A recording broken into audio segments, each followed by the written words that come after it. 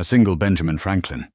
That's all it cost to buy the 80-acre Farnsworth property at a county tax auction. It was the joke of upstate New York, until the new owner pried up the rotted floorboards of the milking barn and unearthed a secret that tore a town apart. The Oswego County Courthouse was sweltering that Tuesday morning in October. David Mercer sat in the back row, a 32-year-old mechanic drowning in medical debt following his late mother's battle with cancer. He had exactly $400 to his name, folded neatly in his front pocket. He wasn't there to buy a dream home. He was there out of sheer, desperate curiosity, hoping to secure a tiny, forgotten scrap of land he could flip for a quick profit to keep the bank from repossessing his own house. The auctioneer, a tired-looking man with wire-rimmed glasses, droned through the list of foreclosed properties. Most went to corporate developers or local landlords. Then came item 42, the Farnsworth tract. 80 acres. Route 104, a murmur rippled through the small crowd. The Farnsworth place was infamous. Abandoned since the late 1980s after old Elias Farnsworth vanished without a trace, the property was considered a toxic liability. The soil was supposedly ruined from illegal chemical dumping. The farmhouse had burned to the ground a decade ago, and the massive dairy barn was on the verge of collapse. The county had placed a starting bid of $10,000. Silence. No one raised a paddle. $5,000, the auctioneer offered, wiping his brow. Nothing. $1,000. Crickets. The local developers sneered. Buying the Farnsworth place meant inheriting a demolition bill that would bankrupt a small company. Do I have $100? The auctioneer sighed, looking ready to strike the property from the docket. Just to clear the paperwork, $100. David's hand shot up before his brain could process the risk. The auctioneer blinked, surprised. Going once, going twice. Sold, God help you, son. As the gavel slammed down, the heavy oak doors at the back of the courtroom burst open. In walked Charles Moreau, the CEO of Moreau Heritage Real Estate, his face flushed red, out of breath, and flanked by two men in dark suits. Item 42, Moreau barked, his voice echoing off the marble floors. I bid $50,000 for the Farnsworth tract. The auctioneer looked up, shaking his head. You're 5 minutes late, Mr. Moreau. The gavel has fallen. It just went for $100 to the gentleman in the back. Moreau's head snapped toward David. For a split second, the polished, aristocratic facade of the wealthy developer slipped, revealing a look of pure, unadulterated panic. Within minutes, David was cornered in the courthouse hallway. Moreau didn't bother with pleasantries. He pulled out a checkbook and a gold fountain pen. Listen to me, Mr. Mercer, Moreau said, his tone slick but his eyes darting nervously. You're a mechanic, right? You don't want that land. The EPA is going to fine whoever owns it for the soil contamination. I'll write you a check right now for $10,000. You walk away with a $9,900 profit for 5 minutes of your time. Everyone wins. David looked at the checkbook, then up at Moreau's sweating forehead. Why would a multimillionaire rush to an auction, arrive late, and instantly offer $10,000 for a supposedly toxic, worthless plot of land? I think I'll hold on to it for a bit, David said slowly, stepping around the men. I've always wanted a farm. 20,000! Moreau snapped, grabbing David's forearm. His grip was surprisingly tight. Don't be a fool, Mercer. You don't know what you're dealing with. Let go of me, David warned, pulling his arm away. The land is mine. That afternoon, David drove his beat-up Ford truck down the overgrown dirt driveway of the Farnsworth property. The rumors were right. The place was a nightmare. Thickets of briars choked the skeletons of rusted tractors. The foundation of the burned-out farmhouse was filled with stagnant black water. But it was the barn that drew his attention. It was massive, nearly 100 feet long, its red paint peeled grey, leaning heavily to the left like a wounded animal. David grabbed a heavy crowbar and a heavy-duty flashlight from his truck and pushed open the massive sliding door. The smell of decades-old hay, bat guano, and rotting wood hit him like a physical blow. Shafts of pale autumn sunlight pierced the roof, illuminating floating dust motes. He walked the length of the central corridor, kicking aside rusted milking stanchions. Why did Moreau want this place so badly, he thought. There was nothing here but decay. As he reached the far end, near what used to be the tack room, David noticed something strange. The entire barn had a dirt and rotted wood floor, but this specific 10-by-10 corner was poured concrete. And the concrete wasn't flush with the walls. There was a half-inch gap all the way around, filled with hardened black pitch. David tapped the concrete with his crowbar. It didn't yield a solid thud. It gave a hollow, resonating clank. His heart began to pound. He swung the heavy iron crowbar down with all his strength. The concrete chipped. He swung again and again, sweat soaking his shirt despite the chill in the air. On the 12th strike, a massive chunk of the concrete broke away, revealing that it wasn't a solid floor at all. It was a concrete slab, poured over a thick iron trapdoor. Someone had gone to extreme lengths to ensure whatever was under this barn stayed buried forever. It took David 3 hours, a sledgehammer, and a mechanical winch attached to his truck's bumper to finally pull the heavy iron door free. With a horrific screech of rusted hinges, the slab was dragged upward, revealing a gaping black hole in the earth. A rush of cold, stale air expelled from the darkness, carrying the metallic scent of old brass and damp stone. David shined his heavy-duty flashlight down into the abyss. A set of steep, concrete stairs spiraled downward. He climbed down slowly, the air growing colder with each step. At the bottom, the beam of his flashlight cut through the absolute darkness, revealing a subterranean room that defied logic. This wasn't a root cellar. The walls were reinforced with thick steel beams, and the floor was lined with meticulously laid brick. In the center of the room sat a massive antique Mosler bank safe, standing over 6 feet tall and weighing easily 2 tons. Its black enamel paint was surprisingly intact, bearing intricate gold leaf detailing and a heavy brass combination dial. Surrounding the safe were several wooden crates. David pried one open. Inside, packed in straw, were dozens of glass mason jars. But they weren't filled with preserves. They were filled with tightly rolled, wax-sealed documents. David broke the wax on one jar and pulled out a brittle, yellowed ledger. The handwriting was elegant, cursive, and dated. November the 14th, 1926. He scanned the pages. It was an inventory, not of farming equipment, but of serial numbers, bank routing codes, and names.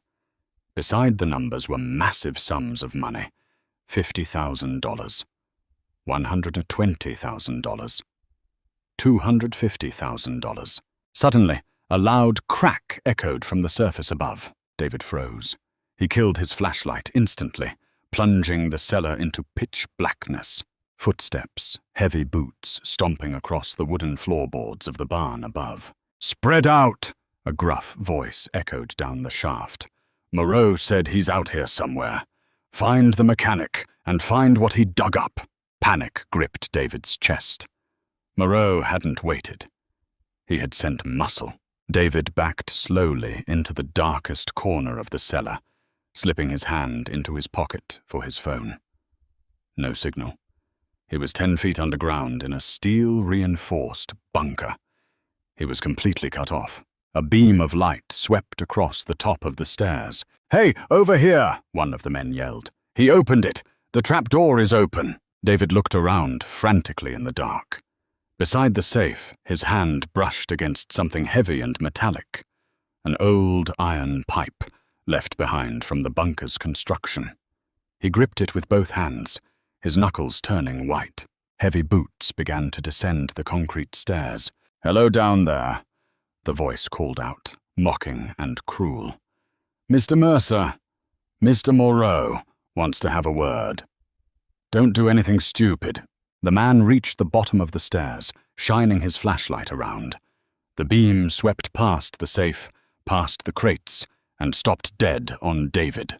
"Got him," the man sneered, pulling a heavy crowbar from his jacket. "All right, mechanic, up the stairs, now!" Adrenaline overrode David's fear. As the man stepped forward, David didn't retreat. He swung the iron pipe with everything he had, striking the man's flashlight hand. The flashlight shattered against the brick wall, plunging them back into darkness, accompanied by a howl of pain. David didn't wait. He lunged forward in the dark, tackling the man. They crashed into the wooden crates, splintering them. David scrambled to his feet, blindly racing up the concrete stairs, his lungs burning.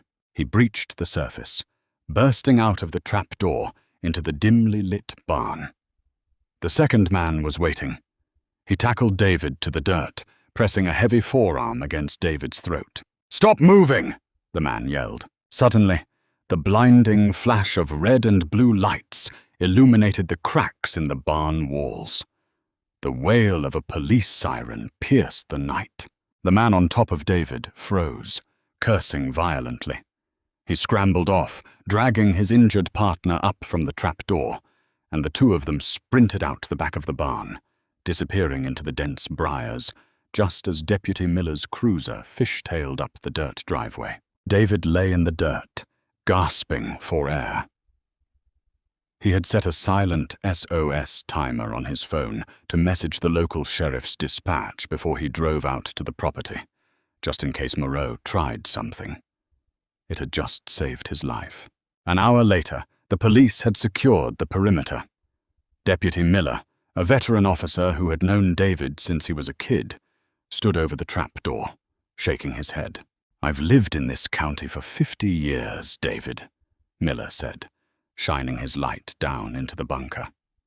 "Nobody ever knew this was here, not even rumors." "They knew," David said, wiping blood from his lip. "Moreau knew." The next morning, under police protection, David hired a professional safecracker from Syracuse. It took some hours of drilling and manipulation before the heavy brass tumblers of the Mosler safe finally clicked. With a heavy groan, the thick steel door swung open. The police officers, the safecracker, and David all held their breath. Inside, stacked floor to ceiling, were canvas bank bags stamped with an eagle insignia. The ink was faded, but the words were unmistakable. United States Federal Reserve, 1928. David pulled one of the bags out. It was heavy. He untied the thick rope binding and dumped the contents onto the brick floor. It wasn't cash, it was gold. Dozens of heavy, gleaming gold bars clattered against the stone, untouched by time, shimmering in the beams of the halogen work lights. But beneath the gold, at the very bottom of the safe, was a small, velvet-lined mahogany box. David opened it. Inside were no jewels, no money. Just a stack of pristine, black-and-white photographs and a signed, notarized affidavit dated October the 30th, 1928. David picked up the first photograph. It showed a group of men standing proudly in front of a bank vault.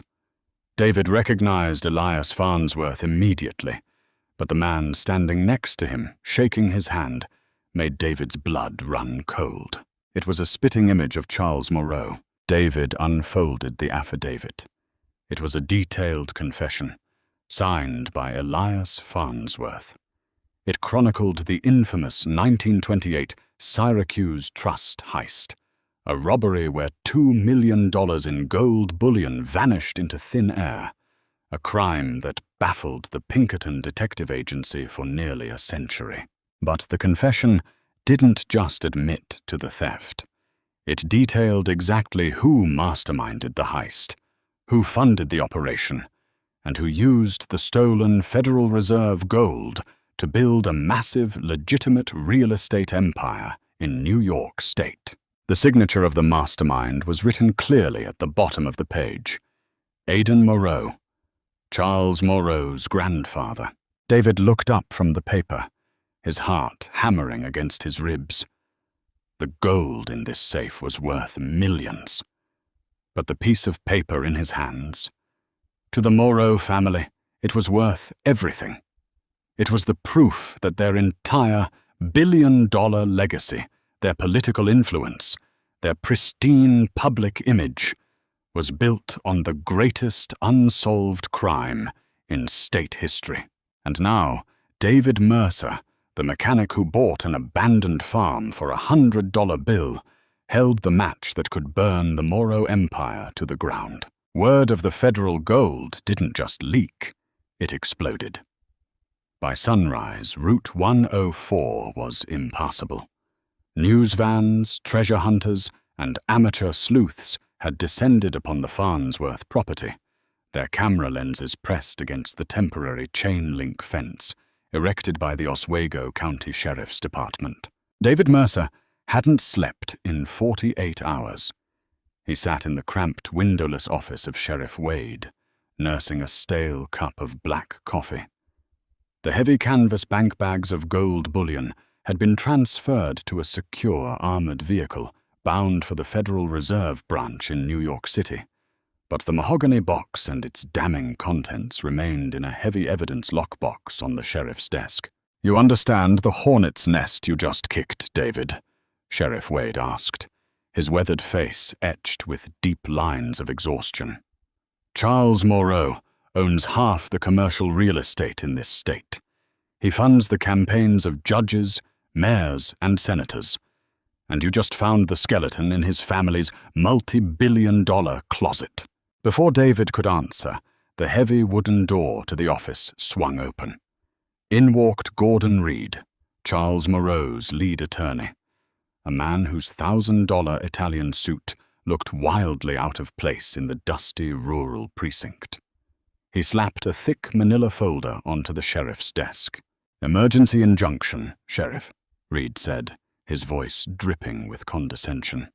"Signed by Judge Wallace Bennett at 6 a.m. this morning. The county tax auction has been declared procedurally invalid due to a gross clerical error regarding the property lines. Mr. Mercer's $100 purchase is void. The Farnsworth property and all its contents revert immediately to the county and consequently to the highest legitimate bidder, Moreau Heritage Real Estate." David felt the blood drain from his face. "You can't do that. The gavel fell. I paid the clerk. I have the deed." "You have a piece of paper that was stamped in error, Mr. Mercer," Reed sneered, not even looking at him. "The land isn't yours. The bunker isn't yours. And whatever you pulled out of that safe belongs to the rightful owners of the estate." "The rightful owners?" David shot back, rising to his feet. "You mean the Federal Reserve? Because that gold was stolen in 1928 by Aidan Moreau." Reed's eyes narrowed into terrifying slits. "I strongly advise you to watch your mouth, son. Slander is a very expensive game, and you don't even have the money to fix the transmission on your truck." Sheriff Wade picked up the injunction, adjusting his reading glasses. He sighed heavily. "The judge's signature is legitimate. I have to honor this, David. I'm sorry. You have to vacate the property." "And the box?" Reed demanded, pointing at the steel lockbox on the desk. "I have a secondary order right here demanding all non-monetary artifacts found on the property be surrendered to my client, as they pertain to his family's ancestral history on that land." David's mind raced. Moreau didn't care about the gold, A few million in bullion was pocket change to him. He cared about the paper, the affidavit, the photographic proof that his empire was built on a historic, violent crime. If Reed walked out of this station with that mahogany box, the truth would be incinerated before noon. "The box isn't here," David lied smoothly, his voice dropping an octave. Reed froze. "Excuse me." David looked the lawyer dead in the eye. "I didn't bring everything from the safe to the station. I kept the box. I read the affidavit, Gordon.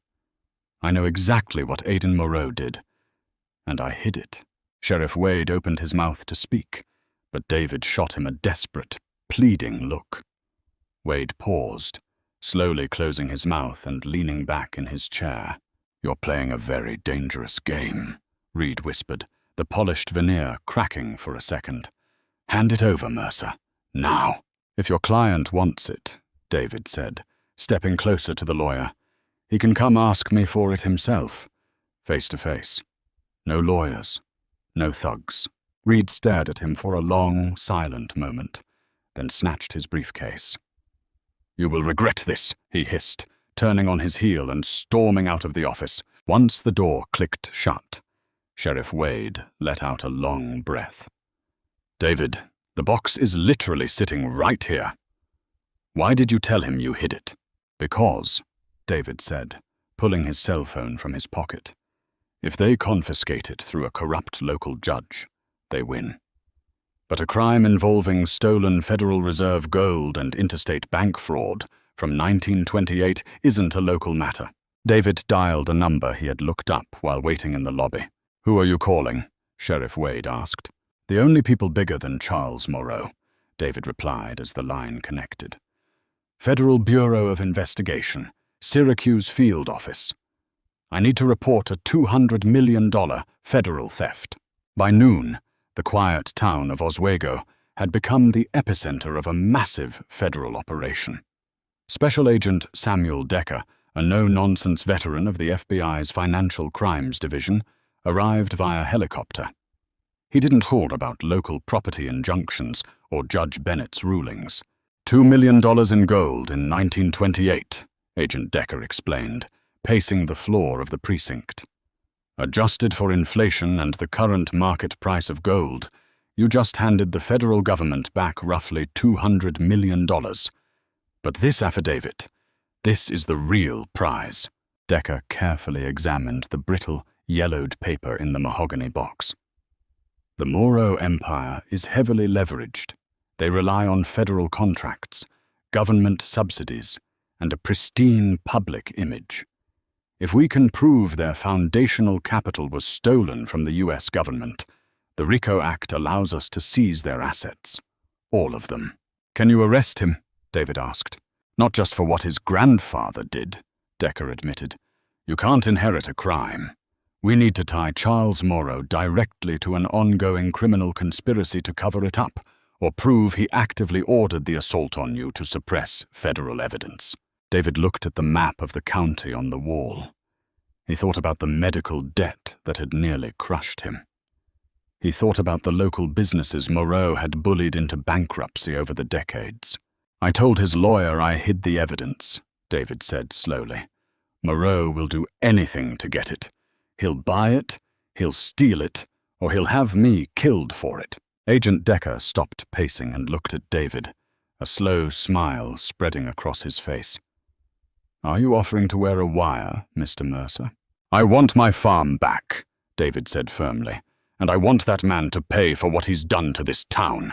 The midnight air was biting and damp as David pulled his rusted Ford truck to the edge of the Farnsworth property. The police tape had been torn down, replaced by private security signs bearing the Moreau Heritage logo.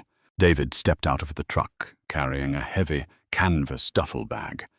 Beneath his thick flannel jacket, a sophisticated federal recording device was taped to his chest. Hidden in the tree line, a quarter-mile away, Agent Decker and an FBI tactical team monitored his every heartbeat. The massive, leaning dairy barn loomed in the darkness. The sliding doors were already open. Inside, A single halogen work light cast long, aggressive shadows across the dirt floor. Standing beside the excavated trap door was Charles Moreau. He was flanked by the same two men who had attacked David the night before. One of them had his hand heavily bandaged. "You have a lot of nerve coming back here, Mercer," Moreau called out, his voice echoing in the cavernous space. "You wanted the box, Charles," David said, walking slowly into the barn. He kept his distance, stopping 20 feet away. "I figured we could make a deal, since your lawyer managed to steal my land out from under me." Moreau chuckled, a dry, humorless sound. "The world belongs to those who write the rules, David. My grandfather understood that. I understand that. You? You're just a grease monkey who got lucky with a crowbar." "Your grandfather was a bank robber," David said flatly, ensuring the microphone caught every word. "He stole $2 million in federal gold and used it to buy up this county. And you knew about it."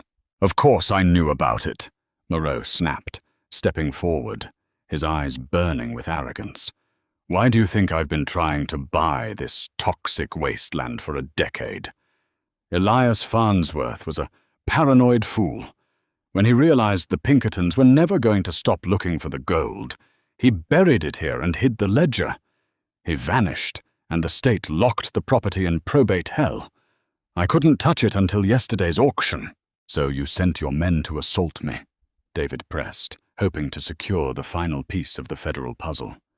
"You sent them to silence me." Moreau gestured to the two enforcers. "They were overzealous, but effective. Now stop wasting my time. You said you have the affidavit. Name your price. 1 million? 5? Moreau pulled out his checkbook, the same gold fountain pen, catching the halogen light. "I will write you a check for $10 million right now, Mercer. You walk away, you keep your mouth shut, and you go live like a king on a beach somewhere. Or my associates here bury you at the bottom of that bunker, and I tear this barn down over your corpse. Your choice." David looked at the checkbook. $10 million. It was more money than he could comprehend. It was freedom, security, luxury. But as he looked at Moreau's sneering face, David realized something. It wasn't about the money. It was about the power. And right now, the mechanic held all of it. "I don't want your money, Charles," David said softly. He unzipped the duffel bag and pulled out a pair of heavy iron bolt cutters. Not the mahogany box. Moreau's face fell. "Where is it?" "It's safe," David said, "with the FBI." The silence in the barn was absolute. Moreau's breath hitched. He looked at David, then out into the darkness of the surrounding woods, sudden realization crashing down on him. "Kill him!" Moreau screamed, his aristocratic composure shattering completely. "Kill him right now!" The two enforcers reached into their jackets. Before they could draw their weapons, the wooden walls of the barn seemed to explode. Blinding strobe lights pierced the darkness as the sliding doors at both ends of the building were violently thrown open. "FBI, drop your weapons! Get on the ground!" A dozen federal agents in tactical gear swarmed the barn, laser sights cutting through the dust, pinning Moreau and his men in a web of red dots. The enforcers wisely threw their hands in the air, dropping to their knees in the dirt. Moreau didn't move. He stood frozen, staring at the dirt floor, his gold pen slipping from his fingers. Agent Decker stepped out from the shadows, walking calmly toward the billionaire. "Charles Moreau," Decker said, pulling a pair of heavy steel handcuffs from his belt. "You are under arrest for conspiracy to commit murder, assault, bribery, and the possession of stolen federal assets. Furthermore, your corporate assets have been frozen pending a federal RICO investigation." Moreau was violently shoved against the side of the wooden barn, his hands pulled behind his back. As Decker clicked the cuffs shut, Moreau looked over his shoulder at David, his eyes wild with rage. "You're nobody!" Moreau spat, spit flying from his lips. "I am Charles Moreau. I own this town. You're nothing but a mechanic." David walked up to him, picking up the discarded gold fountain pen from the dirt. He tucked it neatly into Moreau's breast pocket. "I'm the guy who outbid you for $100, David said. 6 months later, the dust had finally settled in Oswego County. The Moreau Empire had collapsed like a house of cards. The federal government seized billions in real estate, liquidating the company to pay restitution to decades of victims. Charles Moreau was denied bail, facing life in federal prison. Judge Wallace Bennett was indicted for judicial corruption, and the emergency injunction against David's property was ripped to shreds. David Mercer didn't just get his 80-acre farm back. Under the obscure federal laws regarding the recovery of stolen Treasury assets, the government awarded David a 10% finder's fee for the $200 million in gold he had unearthed. He didn't buy a mansion, and he didn't move to a beach. David paid off his medical debts, bought a brand new set of tools, and hired a crew to tear down the rotting barn. In its place, he built a massive, state-of-the-art auto restoration garage, flooded with natural light and standing on solid, honest concrete. The old Farnsworth place was no longer a symbol of decay or a secret tomb for stolen wealth. It was just a farm again, bought for a single $100 bill, and a reminder that no matter how deep you bury the truth, all it takes is one person willing to dig. If you were captivated by this incredible, true-to-life story of hidden treasure, corporate greed, and the ultimate underdog victory, make sure to hit that like button. We bring you the most thrilling, jaw-dropping mysteries and unearthed secrets every single week. Don't forget to share this video with your friends who love a good plot twist, and subscribe to our channel so you never miss an episode. Drop a comment below. What would you do if you found millions under your floorboards?